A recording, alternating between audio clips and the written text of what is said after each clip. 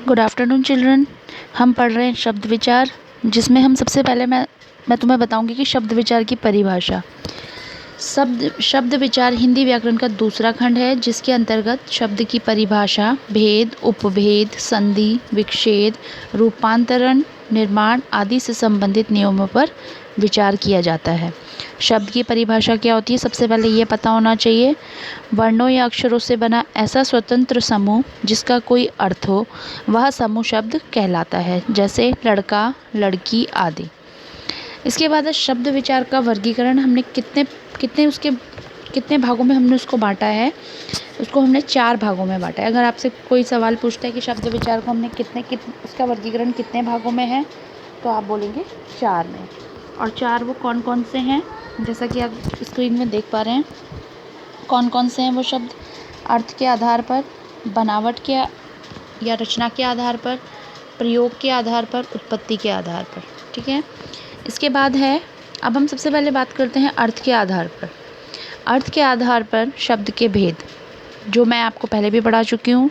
अर्थ के आधार पर शब्द के भेद 2 प्रकार के होते हैं, और वो 2 प्रकार कौन से हैं? सार्थक शब्द और निरर्थक शब्द। ठीक है। सार्थक, जैसा कि उसके नाम से ही पता चल रहा है, वे शब्द जिनसे कोई अर्थ निकलता हो उसे सार्थक शब्द कहते हैं, जैसे गुलाब, आदमी, विषय आदि। दूसरा प्रकार है उसका निरर्थक शब्द। वे शब्द जिनका कोई अर्थ ना निकल रहा हो या जो शब्द अर्थहीन हो, वो निरर्थक शब्द कहलाते हैं। जैसे कि हम लोग कई बार इस्तेमाल कर देते हैं रोटी, वोटी। तो रोटी तो क्या है? सार्थक शब्द है, लेकिन वोटी कुछ नहीं होता। ऐसे ही देना, वेना। देना तो सार्थक शब्द है, लेकिन वेना नहीं है। मुक्का, वुक्का, पानी, वानी, इस तरह के शब्द। ठीक है। ये आपको समझ में आ गया होगा। अर्थ के आधार पर, इसमें कंफ्यूज नहीं होंगे आप। अर्थ के आधार पर शब्द के 2 भेद होते हैं, सार्थक और निरर्थक।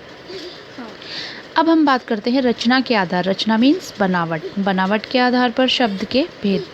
रचना के आधार पर शब्द के 3 भेद होते हैं, रूढ़ शब्द, यौगिक और योग रूढ़ शब्द। पहला है रूढ़ शब्द। ऐसे शब्द जो किसी विशेष अर्थ को प्रकट करते हैं, मतलब विशेष, लेकिन अगर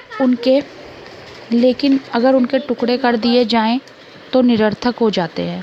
जैसे ऐसे शब्द रूढ़ शब्द होते हैं, जैसे जल, कल, जप आदि। ये रूढ़ शब्द होते हैं, जैसे जल, कल, जप आदि। इनके टुकड़े कर दिए जाएं तो कुछ नहीं होगा। जैसे अगर हम ज और ल को अलग अलग कर दिया जाए तो उसका कुछ नहीं होगा। उसका कोई अर्थ होगा? ज को हम अलग करेंगे, ज का कोई अर्थ नहीं है, ल का कोई अर्थ नहीं है। ठीक है। ऐसे ही यौगिक शब्द हैं। यौगिक शब्द जो हैं